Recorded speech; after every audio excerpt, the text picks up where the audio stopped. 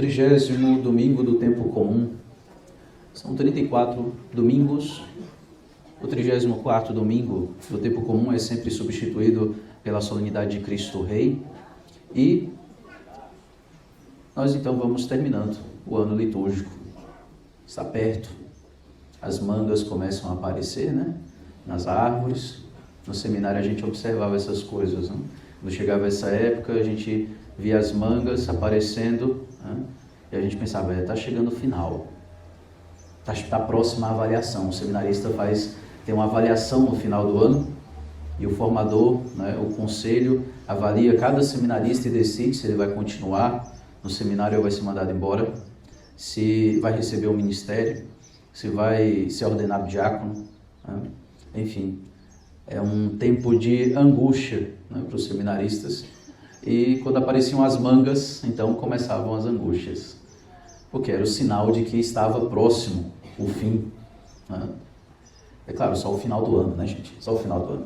Mas o ponto, meus irmãos, é que o tempo vai passando, né? Vai passando, e nós vamos também, de alguma maneira, tendo que prestar contas, dar os frutos necessários, os frutos correspondentes à graça que nós recebemos. As leituras de hoje tratam, né, do chamado, e por isso até toquei nessa realidade do seminário. O fio condutor das leituras de hoje é o chamado de Jesus, também de certa maneira a vocação de um modo mais específico, mas o chamado de Deus para nós. Nós vemos que Jesus chama o cego Bartimeu. Nós vemos na primeira leitura que Jeremias profetiza: isto diz o Senhor, exultai de alegria por Jacó, aclamai a primeira das nações, tocai, cantai e dizei, salva, Senhor, teu povo, o resto de Israel. Esse grito, né, que se assemelha de alguma maneira ao cego Bartimeu, que diz, Senhor, Jesus, filho de Davi, tem piedade de mim. E aí a promessa de Deus, eis que eu os trarei do país do norte. E esse país do norte, a Babilônia. O povo estava exilado na Babilônia, estava ali vivendo, né, na opressão. Babilônia, lugar, né, que nos remete ao caos, à confusão, à mistura, o contrário da estabilidade, né, que aquele povo vivia quando estava com o templo, estava em Jerusalém, estava na terra prometida. Deus deu estabilidade para aquele povo, mas por causa do pecado deles, eles se perderam e foram parar na Babilônia, lugar do caos, né, da mistura de vários povos, enfim. Eis que eu os trarei do país do norte e os reunirei desde as extremidades da terra. Ou seja, o Senhor vai reunir o povo disperso novamente.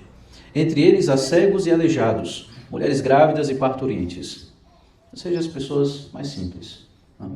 Cegos e aleijados, como nós vamos ver no Evangelho, como nós vimos no Evangelho. Mulheres grávidas e parturientes. São uma grande multidão os que retornam. Os que retornam são o resto de Israel. De alguma maneira também são o resto de Israel. Porque alguns judeus fizeram riqueza em Babilônia. Alguns preferiram ficar na Babilônia porque conseguiram, né, se manter ali de alguma maneira. Por que eu vou voltar para aquela terra arrasada, destruída, para ter que começar do zero? Como um imigrante, de certa maneira. Se eu já estou aqui com uma casa, tenho família, casei aqui com uma mulher babilônia, imagina, né? Tenho filhos, por que eu vou voltar para a terra? Alguns judeus ficaram na terra. Os que voltaram foram estes, né, que de alguma maneira foram então obedientes à palavra de Deus, esperavam, né, em Deus. Eles chegarão entre lágrimas, e eu os receberei entre preces. Eu os conduzirei por torrentes d'água, sempre sinal de bênção, a chuva para aquele povo. Acho que se chover para nós aqui agora não vai ser tão legal, né? Mas para aquele povo, chuva era sempre sinal de bênção, né? Por um caminho reto, onde não tropeçarão, pois tornei-me um pai para Israel e Efraim é o meu primogênito. Aqui Deus, né, mostra todo o seu carinho com esse povo. Enfim, meus irmãos, um chamado de Deus para sair da Babilônia e voltar para Jerusalém, né? Para sair do caos, da desordem e ir para aquilo que é estável. O que é estável? Porque em Jerusalém as coisas são estáveis. Porque tem a cruz de Cristo. Porque tem o Calvário. O que dá estabilidade para nós é abraçar a cruz. Se nós não abraçamos a cruz, todo o sofrimento, né, nos vai causar desordens, né, e vamos ficar sempre desestabilizados. Os santos sofrem. mas são estáveis. Têm o coração no lugar certo, sabe? Então, sair de Jerusalém, ou sair de Babilônia, voltar para Jerusalém. Reconstruir o templo, reconstruir as muralhas de Jerusalém. É reconstruir de alguma maneira também, né, a nossa relação com Deus. É como que reconstruir uma fortaleza para que nós não sejamos mais vencidos pelos inimigos da nossa alma, a carne, o mundo e o próprio demônio. Nós precisamos fazer esse percurso. Quem nos chama a fazer esse percurso é Deus. Nós não conseguimos fazer esse percurso por conta própria. Quem libertou o povo de Israel, os judeus, da Babilônia, foi Deus. Não foi pelas próprias forças deles. Não foi por eles. Assim também, então, nós precisamos ouvir o chamado de Jesus, ouvir o chamado de Deus. Na segunda leitura, nós vemos isto aqui na carta aos Hebreus. A carta aos Hebreus diz assim: ninguém deve atribuir-se esta honra. Qual honra? De ser sacerdote, né? De ser sacerdote. O texto do Evangelho, o texto da primeira leitura, da segunda leitura, começa dizendo isso: todo sumo sacerdote é tirado do meio dos homens, instituído em favor dos homens, nas coisas que se referem a Deus, para oferecer dons e sacrifícios pelo pecado. É para isso que serve o padre. Né? Construir coisas, construir igreja, é um acessório, que é a essência do sacerdote. Oferecer sacrifícios, né? E estar em favor dos homens nas coisas que se referem a Deus. Como diz São Paulo, administrar os mistérios de Deus. Ele é tirado do meio do povo. Né? Assim acontece. O jovenzinho decide ir para o seminário. Não decide, ele é chamado por Deus. E ele vai, né? Com todas as consequências que isso implica. Passa ali anos no seminário, anos, né? Com alegrias, mas também com alguns sofrimentos, algumas tentações, né? Alguns percalços que fazem parte da caminhada. Né? E então ele é feito sacerdote e é de novo jogado para o meio do povo. É isso que acontece, como a segunda leitura de hoje nos diz. Essa parte é interessante, né? Sabe ter compaixão dos que estão na ignorância e no erro, porque ele mesmo está cercado de fraqueza. Deus não colocou anjos para atender tuas confissões e escutar os teus pecados. Imagina um anjo atendendo tua confissão. Na hora que você falasse o primeiro pecado, ele já ia dizer assim: nossa, mas você é ruim mesmo, hein? Entendeu? Não. A gente que é padre, a gente escuta algumas coisas e fala assim: eita, esse meu filho aqui está muito melhor que eu. Entendeu? Aí a gente lembra também do nosso tempo de ignorância em relação às coisas de Deus. Não que agora nós somos perfeitamente sábios e entendidos, mas agora a gente já entende um bocadinho mais, né? Entende um pouquinho mais. E a gente vê: nossa, mas meu filho, você não consegue enxergar isso? Enxergar. Tem a ver com o evangelho de hoje, né? Mas você não consegue perceber isso.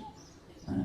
E mais do que ficar assim: nossa, mas você, como sois sem inteligência, né? Para dizer de um jeito mais bonito. Não, a gente tem compaixão porque a gente lembra também que nós passamos por estas coisas. Por isso que Deus não colocou anjos para celebrar a missa para vocês. Senão, no primeiro barulho de alguém atrapalhando, na primeira conversa paralela, o anjo ia puxar a espada e acabar com a raça de vocês. Brincadeira. Os anjos também são assim. Mas por quê? Sabe ter compaixão dos que estão na ignorância, no erro. Porque ele mesmo está cercado de fraqueza. Às vezes nós atendemos confissões de pessoas com uma contrição tão grande que nos envergonha, nós sacerdotes, nos vergonha. Eu lembro de Dom Marconi dizer para nós, quando nós éramos seminaristas: se tem uma coisa que eu desejo muito para vocês, seminaristas, é que quando vocês forem padres, vocês atendam a confissão de um santo. Vocês vão ver a experiência, como é diferente. Sabe, toda a dor na alma por aquele pecado que para você é quase nada, mas para ele, né, é uma ofensa a Deus. E ele tem grande dor na alma por aquilo, por ter pecado, por ter ofendido a Deus. Se tem uma coisa que eu desejo para vocês, é que vocês atendam a confissão de algum santo um dia. Mas mesmo que não seja o santo, com frequência a gente atende confissões de pessoas muito melhores do que nós. Mas o ponto, meus irmãos, é que Deus elege, Deus escolhe os que Ele quis, os que Ele quer. E por isso, a carta aos Hebreus aqui diz: ninguém deve atribuir-se a esta honra, senão o que foi chamado por Deus, como Arão. É preciso ser chamado. E, claro, corresponder a esse chamado. Então nós temos o evangelho de hoje. O cego Bartimeu. Bar significa filho, e Timeu é o nome do pai dele. Então nós não temos, chamamos de Bartimeu, mas não pense que esse era o nome de fato dele, tá? Simplesmente significa filho de Timeu, só isso. Provavelmente ele não quis ser identificado, não? Porque o evangelista diz, olha, o filho de Timeu, Bartimeu. Sabe, o evangelista fala como se quem fosse ler o evangelho dele soubesse perfeitamente, olha, o filho de Timeu. Você sabe quem é o Timeu? Então, o filho dele, entendeu? Mas é claro, nós não sabemos, não é? Nós não sabemos, nós não estamos naquele contexto. Mas o que importa para nós, meus irmãos, é que ele é cego e mendigo, como todos nós. Né? Todos nós pecadores, cegos e mendigos. Né? Cegos e mendigos. Ele estava sentado à beira do caminho. Né? Sentado. Sempre, de alguma maneira, o estar sentado significa essa comodidade, uma espécie de estabilidade, naquela condição em que ele se encontra. Qual é a condição dele? Cego e mendigo. De alguma maneira ele aceita essa condição, pelo menos está aceitando até então.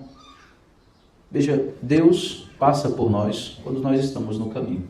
Eu lembro daquela sexta-feira santa do ano de 2010. Tinha um jovem sentado no final da igreja, na paróquia Jesus de Nazaré. Ele estava sentado, não era nem em um banco, era em uma dessas tesouras, porque a nossa paróquia estava em construção. Aquele jovem, o jovem Lucas, estava sentado numa sexta-feira santa, como em tantas sextas-feiras santas que ele costumava ir, porque ele queria lucrar as indulgências da sexta-feira santa. E ele estava ali sentado. O padre entrou em silêncio. O Cristo passou. O padre entrou em silêncio, como em todas as sextas-feiras santas os padres fazem. Entram em silêncio. O padre se deitou de braços abertos no chão, como os padres sempre fazem nas sextas-feiras santas. Mas, para aquele jovem Lucas, aquilo teve um significado diferente. Aquilo, de alguma maneira, ressoou no coração dele. Então veio essa pergunta, mas por que eu não posso? Por que não ser padre? Você podia ser padre. Isso foi crescendo, no coração daquele jovem Lucas. Ele que tinha planos dos mais variados, tinha planos. Meu irmão era militar, meu irmão serviu ao exército, então eu pensava assim, eu vou ser militar também, mas eu vou ser oficial, de alta patente, ter um salário bom, como esses militares têm, ter os benefícios que eles têm e tudo mais. Formar uma família, casar, enfim. Eram esses os planos do jovem Lucas naquele dia. Mas o Cristo passou ali. É sempre difícil para nós expressarmos como é o chamado, o que nós sentimos. É algo único. Se você for no seminário e perguntar para cada seminário, você vai escutar uma história diferente. Entendeu? No meu caso foi numa sexta-feira santa. Acho que é bem emblemático isso, bem significativo. O dia do sacrifício, de fato. O dia em que o sacerdote, o sumo sacerdote, nosso Senhor Jesus Cristo, é também vítima. É muito significativo. Jesus passa por nós. Jesus passa. Nós estamos no caminho. O caminho aqui, meus irmãos, é essa vida. E Jesus vai nos visitando em vários momentos. Nós escutamos o Cristo que passa. Às vezes não enxergamos bem, mas ouvimos falar que ele passa. Aqui, como o servo Bartimeu, quando ouviu dizer que Jesus, o Nazareno, estava passando, começou a gritar. Ele ouviu falar, as pessoas estavam ali, ele escutou, Jesus, Nazareno, Jesus, e tal. Ele escutou e começou a gritar, Jesus, filho de Davi, tem piedade de mim. Quando nós quando nós ouvimos o chamado de Deus, nós estamos com os nossos planos, normalmente. Alguns estão em uma estabilidade, já com a vida até mais ou menos resolvida. Outros não, outros estão em momentos de angústia, de indecisão, por exemplo. O que importa é que nós ouvimos falar de Jesus e sabemos que precisamos dele. Não sabemos bem de que maneira precisamos dele, mas nós precisamos dele. E é isso que o cego Bartimeu entende aqui. Jesus, filho de Davi, tem piedade de mim. O grito de Bartimeu não é Jesus, cura-me. Tem piedade, tem misericórdia em mim. É o que nós rezamos no início da missa. Quando nós começamos a missa, nós procuramos de alguma maneira entrar nesta condição espiritual do cego Bartimeu. Nós rezamos, Kyrie eleison, Senhor, tem piedade. E aqui, o cego Bartimeu grita em grego aqui, no texto original está em grego, eleison me, tem piedade de mim. Nós precisamos entrar na celebração litúrgica com esse espírito, de que precisamos da misericórdia de Deus. A vocação é, antes de tudo, uma misericórdia de Deus conosco. Deus quer nos salvar, e então Ele nos chama para uma missão, para nos salvar desse jeito, O jeito que ele encontrou de salvar o Lucas é fazendo ele Padre Lucas. O jeito que talvez ele encontrou de salvar você é fazendo você um pai de família, uma mãe de família, enfim. Né? Ou, para alguns, a vida monacal, os monges, ou a vida consagrada de um modo geral. Deus nos chama para nos salvar. Né? E aí muitos o repreendiam para que se calasse. Né? Muitos o repreendiam. É lógico, Deus nos chama, a gente quer corresponder a esse chamado. Eu lembro que eu ficava, né, não quero ser padre, não, eu vou ser militar e tal. E isso ficava esse conflito dentro de mim, né, como se o sacerdócio e essa realidade militar ficassem em conflito. Mas eu ia dormir pensando nisso, pensando no sacerdócio, né, como se eu não conseguisse parar de pensar nisso. Né, e acordava pensando nisso novamente. Né, e durante todo o dia eu vinha na mente o sacerdócio, né, como algo que você não consegue deixar de lado. Mas não, a gente tenta, o nosso homem velho, né, tenta mudar isso e dizer, não, os padres não são felizes não, olha a vida deles. Né? Então vem as repreensões do homem velho, do mundo que diz assim para você, mas você é tão calado, como é que você vai ser padre? Não sabiam eles que eu faria homilias de 30 minutos, hein? Pois é. Lucas vai ser padre. Como que o Lucas vai ser padre? Ele é tão calado, né? Ele é tão tímido. E você para e pensa assim, poxa, é mesmo, né? Como é que vai ser? Como é que vai ser, Jesus? Eu não tenho esse espírito de liderança que os meus irmãos aqui têm. Não tem essa liderança que às vezes as pessoas que têm um temperamento mais colérico têm, né? Não vamos fazer aqui aquelas pessoas proativas. Eu não sou assim. Eu sou tímido também, não sou de falar muito assim com as pessoas, né? Só com quem tem mais intimidade. E o padre não pode ser desse jeito. Né? E como será isso? Como será isso? É a pergunta que Nossa Senhora também faz, né? Como será isso? Se eu não conheço homem algum, como é que vai ser? Né? Nesse abandonar-se em Deus, né? Nesse movimento de se lançar de fato, né? Sem as seguranças humanas, né? Se desprender das seguranças humanas. Então, apesar das repreensões, o cego Bartimeu gritava ainda mais, Filho de Davi, tem piedade de mim. Eu não sei como será, mas eu preciso corresponder a isso. Eu não sei como Deus vai fazer, eu não sei como eu vou fazer, mas eu preciso corresponder a esse chamado. Né? Então Jesus parou e disse, chamai-o, chamai-o. Eles o chamaram e disseram, coragem, levanta-te, Jesus te chama, Jesus te chama. E essa parte é tão bonita. O cego jogou o manto, deu um pulo e foi até Jesus. Jogar o manto. O que era o manto para este cego? O lugar onde ele recolhia as mandinhas, onde ele se protegia do sol, de alguma maneira, onde ele também, aquilo que ele também usava para se proteger do frio à noite, já que provavelmente dormia ao relento. O manto era a segurança do cego, são as seguranças humanas, sabe?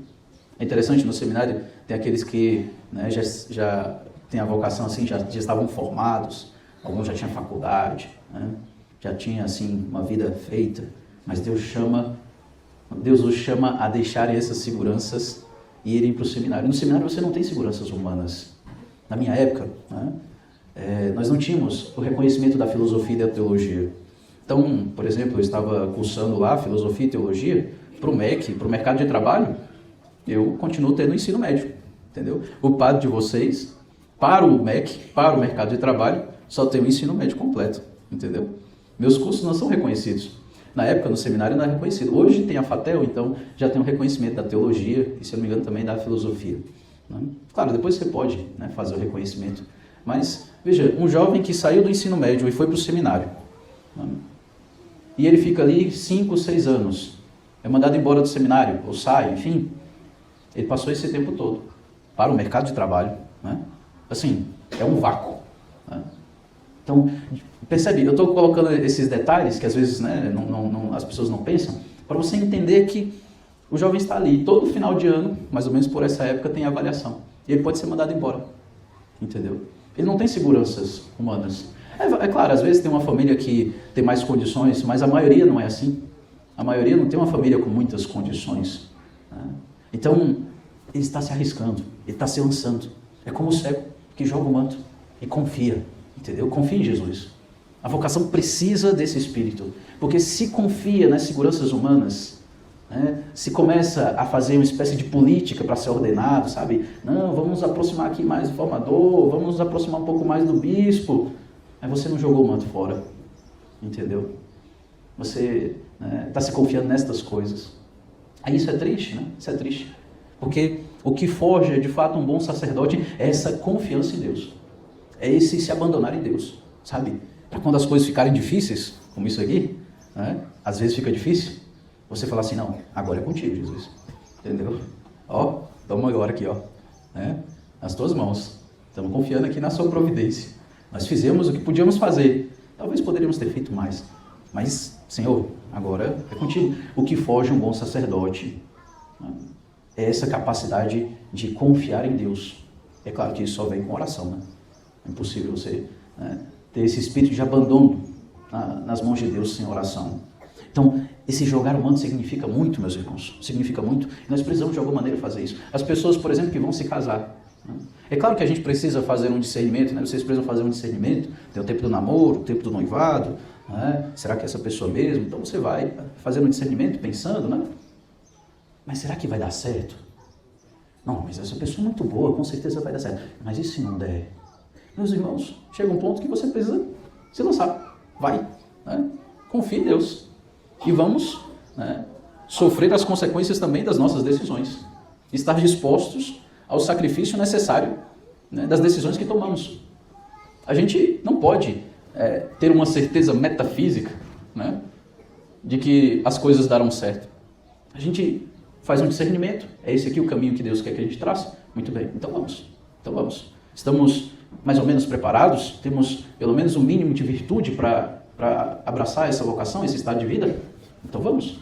Ah, mas o meu noivo, ele ainda podia melhorar nesse detalhezinho aqui. Não vou noivar, não vou casar não. Calma. Também não é assim, né? Imagina. Não, você é tímido demais, Lucas. Você não serve para ser padre. Pronto, acabou. Não. Então, Deus vai, de alguma maneira, trabalhando a gente. Não só no período de formação, mas também depois, no próprio ministério. Deus vai formando a gente, mesmo depois de padre. A gente vai mudando, vai melhorando um pouco, né, de pouquinho em pouquinho, se a gente corresponde à graça de Deus. Da mesma maneira no matrimônio, meus irmãos. Ainda que, por exemplo, se casem, né, com uma certa, um pouco jovens, mas se existe a disposição, o mínimo necessário de disposição para o sacrifício, para fazer a vontade de Deus, sabe? Para não ser aquele egoísmo onde tudo tem que ser do meu jeito. Né? Se existe o mínimo de disposição, o mínimo de virtude e reta intenção, o resto Deus vai trabalhando, se você deixa, né? Se você permite isso. Né? Se você permite. Então, jogar um manto, meus irmãos, dar um pulo e ir até Jesus. Você já viu um cego dando pulo? Né? Cego pulando assim? Né? O cego vai sempre andando com cuidado, né? Veja a confiança do cego Bartimeu. Né? Ele vai até Jesus. Jesus então pergunta, o que queres que eu te faça? Parece que Jesus tem um certo humor aqui. As pessoas, às vezes, até alguns padres, às vezes falam, Jesus é brincalhão, né? O cara é cego. É óbvio, né, Jesus? Que ele quer que você cure a cegueira dele. Não é óbvio. Não é óbvio. Sabe, para nós que atendemos confissões, que atendemos direção espiritual, não é óbvio que as pessoas saibam que elas são cegas. Não é óbvio. Né? Por exemplo, no caso do cego Bartimeu, ele podia se aproximar de Jesus. O que queres que eu te faça? Senhor, me dá uma moedinha aí. Não? Podia ser isso. Ah, Jesus é um grande mestre, as pessoas devem dar dinheiro para ele. Ah, eu posso pedir algo para ele, me dá um dinheirinho aí. Ele poderia pedir para Jesus isso. Não? Podia pedir muitas coisas, entende? Então, meus irmãos, não é óbvio, né? Mas o cego Bartimeu sabe que é cego. Isso é importante. Né? Nós sabemos a nossa fragilidade, nós sabemos que somos pecadores. Isso é a humildade, é saber, né, quem nós somos. E de certa maneira Deus também vai revelando para nós quem nós somos, uma vez que correspondemos ao chamado dele. É isso que vai acontecendo. O cego respondeu, mestre, que eu veja. Jesus disse, vai, a tua fé te curou. No mesmo instante ele recuperou a vista e seguia Jesus pelo caminho. Seguia Jesus. Né? Ele recuperou a vista, então passou a enxergar principalmente quem ele era, e então ele passou a seguir Jesus. Ele segue Jesus, olha só, eles estão saindo de Jericó. Né? Geograficamente, Jericó é uma cidade mais abaixo do nível do mar. Né? E eles estão subindo para Jerusalém. Jerusalém é o lugar mais alto. A subida para Jerusalém significa isso. Né? O cego ficou curado e subiu com Jesus para Jerusalém. Subiu para onde? Para o Calvário. Assim, meus irmãos, Deus nos chama a uma vocação, seja ela qual for. E essa vocação, de alguma maneira, sempre significa subir no Calvário com Jesus. O Calvário, já falamos muitas vezes, é lugar do sofrimento, é lugar da dor, né? Às vezes da humilhação também. Mas o Calvário também é lugar da vontade de Deus, da manifestação, da plena manifestação do amor de Deus por nós. E é ali que nós entregamos a nossa vida pelos nossos irmãos. Quando somos chamados, nós somos chamados para uma missão, para de alguma maneira sermos um presente para os outros, sermos para os outros. O matrimônio é isso. Qual o problema de muitos matrimônios hoje? As pessoas não casam para serem para os outros. Elas casam para que o outro me faça feliz e quando ele não me faz feliz, eu descarto. Qual o problema às vezes de muitos sacerdotes hoje? Nós somos sacerdotes para sermos de alguma maneira para os outros. Mas quando nós começamos, mas e eu, como é que eu fico? Mas e eu? Assim também no matrimônio, né? Mas e eu, como é que eu fico? Quando a gente começa com isso aí, é um sinal de que, né, está faltando aí ser mais para o outro, para os outros. Deus nos chama então para sair de Jericó, lugar da instabilidade, né? Na etimologia da palavra, né? O significado, tem um significado assim, né? Era os adoradores da lua. A lua, com a sua mudança de fases, né? A sua mudança constante manifesta isso. A inconstância desse mundo, meus irmãos. Deus nos chama a sair da inconstância desse mundo para a estabilidade da cruz, Calvário. Tem sofrimento, mas ali tem a vitória verdadeira. O amor que vence toda a dor, a vida que vence a morte, como nós celebramos na Páscoa. Então, ouçamos o chamado do Senhor. Vocês jovens, conheceu como Clovis Maria. Olha, vocês jovens, vocês fazem planos, eu sei porque eu fazia os meus planos. Mas permita que Deus mude esses planos, transforme isso. Ele vai fazer algo muito melhor do que você imagina. Quando a gente olha para trás, depois de alguns anos de sacerdote, a gente olha para trás, vê toda a caminhada e pensa assim, nossa, eu não poderia ter planejado tão bem tudo isso. Tem uma alegria, de fato, meus irmãos. A alegria é consequência da nossa entrega a Deus. A alegria é consequência do nosso sacrifício, da nossa oferta. Então façam seus planos. Eu lembro que quando eu estava no ensino médio, pensando já no sacerdócio, as pessoas, os jovens, os meus colegas de turma, mas você não vai fazer o PAS? Eu falei assim, não, eu tenho uns outros negócios aí que eu estou pensando. Você não vai fazer o Enem? Pois é, né? Não vou fazer não, estou pensando em outras coisas aí. Mas o que é que você vai fazer? Não, depois vocês vão descobrir, entendeu? Depois vocês vão descobrir. Tudo bem, faça os seus planos, faz o Enem, faz o PAS, enfim. Mas permita, se coloque em oração e permita que Deus transforme a sua vida. Escute o chamado de Deus, não escuta só as vozes do mundo, que falam para você ir atrás de dinheiro, de fama, essas coisas todas, poder, seja lá o que for. Sabe, foi isso que Deus de alguma maneira fez comigo também. Não, meu filho, você está tão superficial, só pensa em dinheiro, só pensa nessas coisas aí. Eu vou te oferecer algo muito maior, algo muito maior. Então, permita que Deus mude os seus planos. É a música do Frei Gilson, Deixa Deus sonhar em ti. As pessoas gostam de cantar essa música aí, nossa, Deus sonhar em mim, que bonito e tal. Mas quando Deus quer mudar radicalmente os planos que você fez, aí a coisa aí não é tão legal, Aí, de fato, dói um pouco, É um pouco doloroso. A gente está assim, poxa, Jesus, mas eu queria isso aqui. Pois é, mas eu quero que você faça isso. E de início parece que não vai ser bom. Mas essa confiança no Senhor vai fazer depois. Tudo vale a pena, pode ter certeza. Que nós possamos então escutar o chamado do Senhor, dar o pulo, largar o manto ali, como o cego Bartimeu, e seguir Jesus pelo caminho, saindo da instabilidade deste mundo à estabilidade da cruz. A estabilidade da cruz é a estabilidade que a caridade, que o amor de Deus põe em nossos corações. Louvado seja nosso Senhor Jesus Cristo.